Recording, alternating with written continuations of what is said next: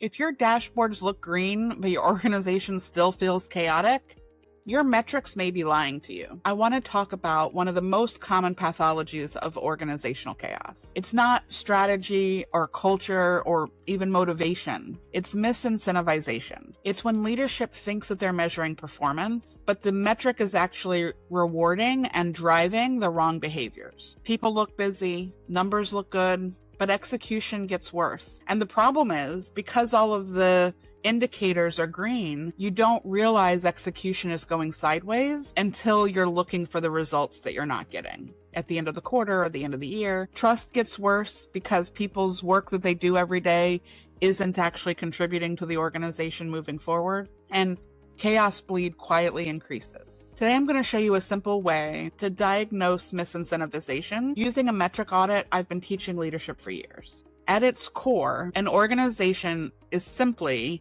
a group of people coordinating behaviors in order to accomplish a common purpose. At a small scale, with 1, 2, maybe up to 10 people, you can coordinate with conversations. But as an organization gets more complex, you need an operating system. And metrics are one of the most important parts of that operating system. Metrics exist to ensure that the right behaviors are happening consistently enough to produce the outcomes the organization wants to see. A lot of systems tie incentives to metrics to make sure those behaviors are even more ingrained in how you do your day-to-day work. But here's the problem. As complexity increases, those metrics start to drift. Vanity metrics might sneak in. Metrics that look great on a dashboard but don't actually create value might sneak in. And metrics that unintentionally drive destructive behavior absolutely sneak in. People stop optimizing for the mission and start optimizing for the scoreboard. That's misincentivization. It's the moment when your organization stops behaving like a system and starts behaving like a game to be bested. And the more gamed the system becomes, the more chaos you get. Trust drops, execution gets weird, high performers get cynical, chaos bleed quietly increases. I've seen this play out so many times. The heroes doing the hard work, the ones actually still optimized for the mission, aren't the ones getting recognized. Those that are gaming the system and optimizing to the scoreboard, they're the ones getting the recognition. And leaderships think they have a performance problem. But it's not a performance problem, it's a design problem, a systems problem. If you fix misincentivization so that the system rewards the behaviors that actually drive the mission forward, you often improve culture without ever having to preach about culture. Because when the system rewards integrity, people start acting like integrity matters. When the metric lies, the system acts exactly as it's designed, and leadership pays the price. So let's put the model on the board. Misincentivization is when a metric rewards a behavior that quietly harms the organization. This is the simplest way to understand misincentivization. A metric is not a number, it's a lever. And every lever creates behavior, and that behavior creates an outcome. So behavior is the bridge between measurement and performance. Here's how you know you're dealing with this. When the scoreboard says things are improving, but reality says execution is harder, turnover is rising, customers are complaining, our leaders are spending more time managing friction. When those two, when the scoreboard and the reality conflict, the metric is lying to you. I'm going to show you a fast way to tell whether a metric is helping your mission or quietly sabotaging it. So we're going to call this the Metric Lie Detector, if I can spell. Let's go through a real example. A leadership team that I worked with a while ago set up a metric. So that's this first column. And the metric was 300 client visits per year. On the surface, it sounded smart. The reason that they were creating this metric was they wanted to understand customer needs to the point where they could have their teams anticipate customer needs. So visiting clients more frequently made sense, and they were trying to incentivize being proactive. On the surface, makes sense. Let's get to the lie detector here, and that's with 3 questions. The first question: what behavior was the metric trying to drive? What was the intended outcome? For this example, like I just said, it was to improve customer relationships and need awareness. Great. All right, so far so good.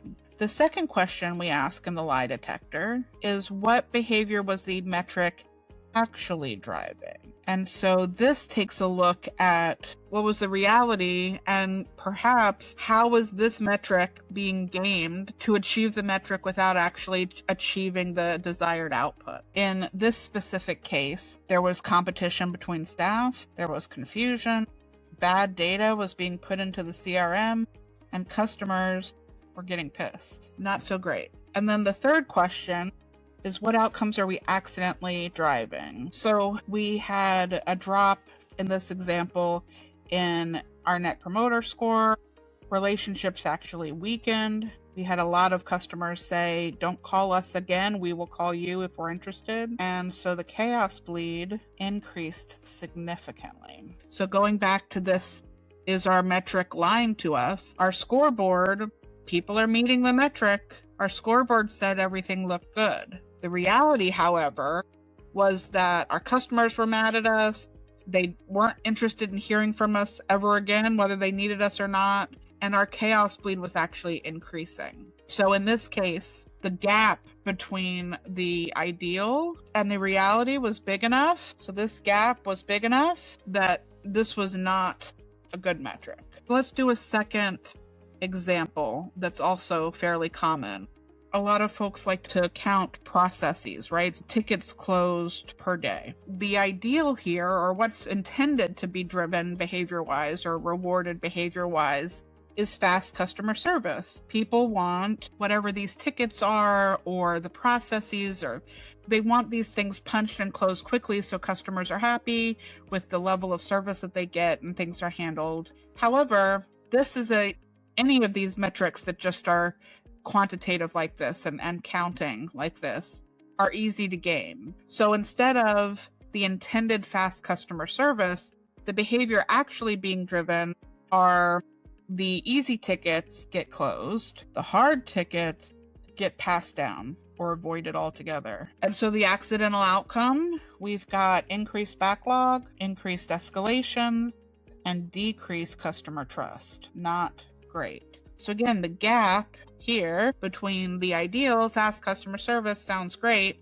and the actual outcome means that this is not a great metric and that it is lying to us. So even if we've got a great scoreboard, we're not actually getting what we want out of it, and our chaos bleed is increasing. So this is how a metric becomes a lie. It stops reinforcing the organization's purpose and starts rewarding survival behavior. And once that happens, your operating system gets corrupted. High integrity performers get punished, and those gaming the systems are the ones getting rewarded. So a lot of folks come to me asking for help with change, and they think about change in terms of changing hearts and minds, which isn't easy when you're trying to do it for yourself, let alone do it for an organization full of all different kinds of hearts and minds. And metrics are one of my favorite things to look at first, because by switching some of this misincentivization, you can drive behavior that actually gets you the outcomes you want. And there's no hearts and minds that have to be convinced for the behavior to start changing. Even though performance can sometimes be seen as an HR issue,